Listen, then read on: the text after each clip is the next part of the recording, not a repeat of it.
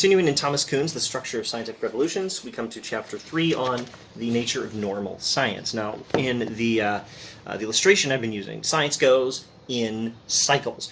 And normal science is what we have right here in the illustration as I've been using it. So, in normal science, there's a particular paradigm, a general idea about how the world works that we assume is correct, and science operates according to that paradigm and solves puzzles within that paradigm, does research with that paradigm in mind, and that's normal science. Sometimes there are puzzles that paradigm cannot solve, leading to a crisis, leading to a scientific revolution, which leads to the establishment of a new scientific paradigm, which leads back to a state of normal science. Here we're talking about the normal science stage. Okay, so normal science. What then is the nature of the more professional and esoteric research that a group's reception of a single paradigm permits? If the paradigm represents work that has been done once and for all, what further problems does it leave the united group to resolve? Those questions will seem even more urgent if we now note one respect in which the term used so far may be misleading. That is the term paradigm.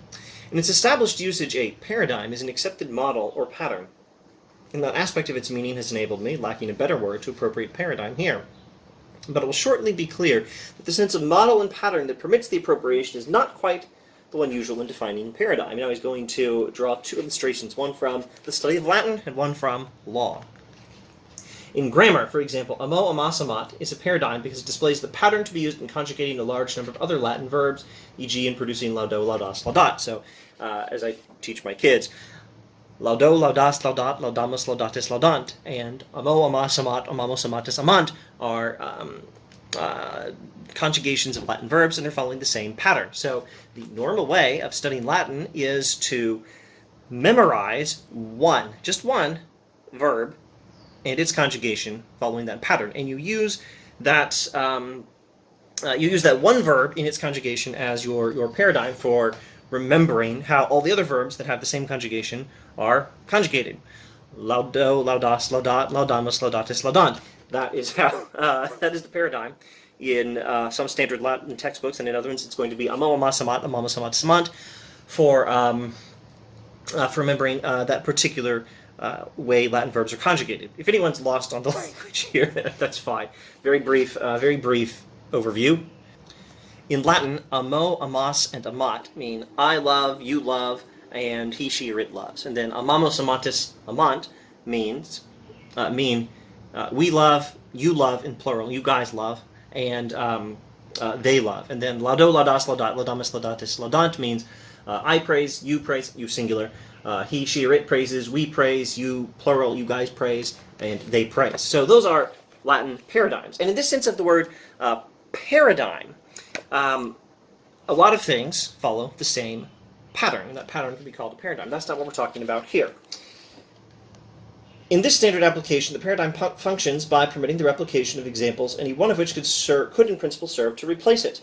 In science, on the other hand, a paradigm is rarely an object for replication. Instead, like an accepted judicial decision in the common law, it is an object for further articulation and specification under new or more stringent conditions. In other words, instead of lots of things following the same pattern, and you can just pick one out and use it as the pattern, use it as your paradigm for keeping track of that pattern, like we do with Latin verb conjugations, a scientific paradigm is a single thing, and everything else, so to speak, revolves around it. Everything else is an object for further. Everything else is a means for further articulation and specification under new and more stringent conditions of the old paradigm. There's just one paradigm.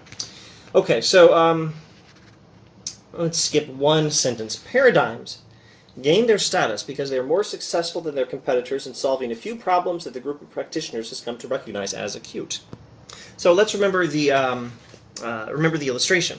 With normal science, you have an established paradigm, you solve puzzles with that paradigm. In science that's moving into a time of crisis, you have puzzles that can't be solved, which leads to the scientific revolution, the establishment of a new paradigm, and then, again, operation of normal science under the new paradigm. So these puzzles over here that can't be solved under the old paradigm, these are the ones that are especially helpful in establishing the new paradigm.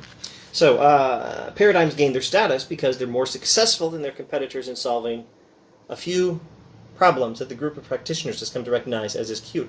Over here in this stage of the cycle, We are solving with the new paradigm the puzzles that were such a problem over here in this stage of the cycle. To be more successful is not, however, to be either completely successful with a single problem or notably successful with any large number. The success of a paradigm, whether Aristotle's analysis of motion, Ptolemy's computations of planetary position, Lavoisier's application of the balance, or Maxwell's mathematization of the electromagnetic field, is at the start largely a promise of success discoverable in selected and still incomplete examples. Normal science consists in the actualization of that promise. An actualization achieved by extending the knowledge of those facts that the paradigm displays as particularly revealing, by increasing the extent of the match between those facts and the paradigm's predictions, and by further articulation of the paradigm itself. So, the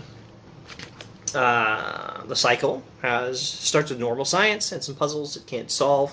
We can't solve under the old paradigm, then science in times of crisis and a revolution leading to the establishment of a new paradigm, and return to normal science. And in this cycle, these puzzles over here tend to be the ones that help to establish the new paradigm over here. But it's never complete, it's never perfect.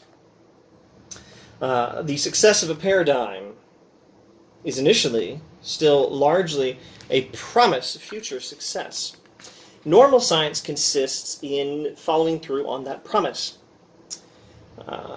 By extending the knowledge of those facts that the paradigm displays as particularly revealing, by increasing the extent of the match between those facts and the paradigm's prediction by further articulation of the paradigm itself. Let's skip 2 sentences and look at his excellent language. Here's how Kuhn summarizes this. It's a mopping up operation.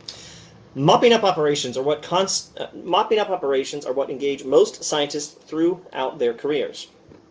They constitute what I'm here calling normal science. It turns out that in this cycle, the cycle from normal science to puzzles it can't solve to science in state of crisis to establishment of new paradigm to new paradigm, the work of normal science using a paradigm is largely a mopping up operation. Well, we started over here and moved all the way through this revolutionary phase to the establishment of the new paradigm, and then we do science with the new paradigm. But over here what we're doing is largely still solving the problems, mopping up the old, finishing the unfinished work, resolving the unfinished business, finishing the unfinished business, doing a mopping up operation to finish up everything from the last 270 degrees of the cycle. Let me check that math.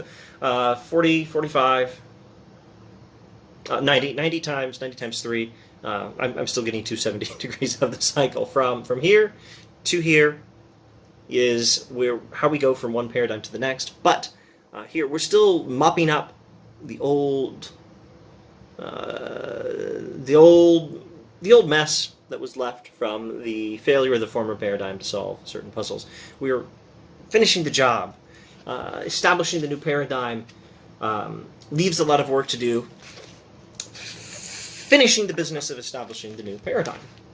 Mopping up operations engage most scientists for their whole careers. That enterprise seems an attempt to force nature into the preformed and relatively inflexible box that the paradigm supplies. This is one of those sentences in Kuhn that might tempt us to oversimplify. Normal science, what most scientists do throughout their careers, their whole careers, seems an attempt to force nature into the preformed and relatively inflexible box that the paradigm supplies. Does this mean science is subjective? No, of course not. What it means is science is not fully objective, and it means that when we're doing normal science, we are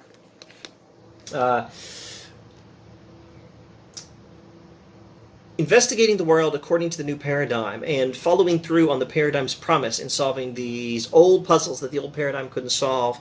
We are making sure the scientific revolution bears fruit in the establishment of the new paradigm. Actually, I think probably in this illustration, revolution should be over this area, shouldn't it? Normal science, puzzles the old one can't solve, time of crisis, establishment of new paradigm. Really, the revolution is more like over here. Establishment of new paradigm and shift towards normal science. Okay, so it's not purely subjective. In the operation of normal science, where we are following through on the promise of the new paradigm to solve the problems that got us to this new paradigm, we are, of course, interpreting the world according to that paradigm and making sure the interpretation works. And that involves, to some extent, the appearance of attempting to force nature into the preformed and relatively inflexible box that the paradigm supplies. We're interpreting the world according to the paradigm to make sure it works. That's not subjective, but it's not wholly objective either. Distinction to keep in mind.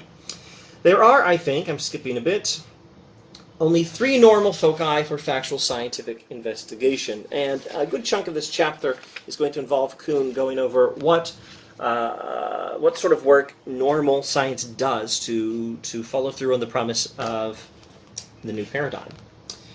First is that class of facts that the paradigm is shown to be particularly revealing of the nature of things. So normal scientific investigation at times of normal science does involve a lot of focus on those particular facts that the new paradigm found to be especially important. Examples would probably be necessary. So, 2 sentences further. At one time or another, these significant factual determinations have included in astronomy stellar position and magnitude, the periods of eclipsing binaries, and of planets. In physics, the specific gravities and compressibilities of materials, wavelengths, and spectral intensities, electrical conductivities and contact potentials.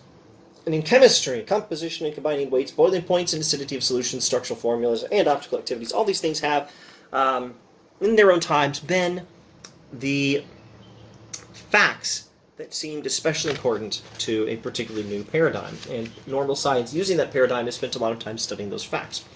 A second usual, but smaller class of factual determinations is directed to those facts that, though often without much intrinsic interest, can be compared directly with predictions from the paradigm theory. So the new paradigm not only does a lot of good work explaining some particular facts that seemed of interest, especially the facts that couldn't be solved under the old paradigm, because those were those puzzles that couldn't be solved under the old paradigm and led to the crisis and the revolution that established the new paradigm. Also, the new paradigm has to make some predictions for what other facts we're going to find.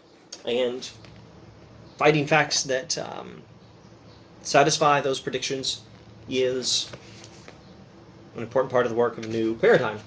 A third class of experience and observations consists of empirical work undertaken to articulate the paradigm theory, resolving some of its residual ambiguities and permitting the solution of problems to which it had previously only drawn attention. This class proves to be the most important of all. So one of the important things normal science does when it investigates the world according to new paradigm, one of its most important things is simply to articulate that paradigm in more detail, clarify it, resolve a few ambiguities, and let it solve some problems that previously it had drawn attention to but not quite solved. Articulating the paradigm in more detail is a significant part of what constitutes normal science.